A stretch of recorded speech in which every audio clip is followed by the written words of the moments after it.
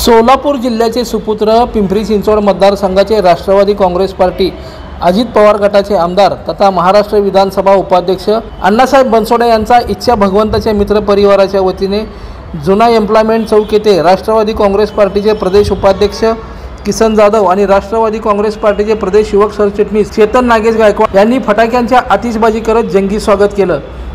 अण्णासाहेब बनसोडे यांना भारतीय राज्यघटनेचे शिल्पकार डॉक्टर बाबासाहेब आंबेडकर यांची प्रतिमा, मखमली टोपी, निळी शाल, पुष्पगुच्छ, सोलापूरची प्रसिद्ध चादर, कडक ज्वारीची भाकरी आणि शेंगा चटणी देऊन त्यांचं स्वागत करण्यात आलं।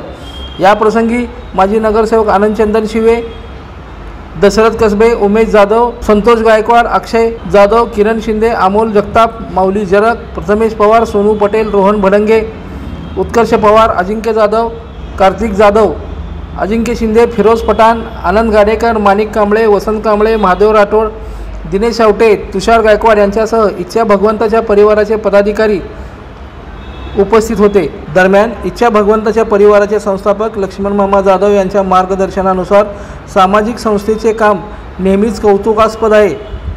त्यांचे कार्य समाजाला दिशा आणि प्रेरणादायी देणारे आहे।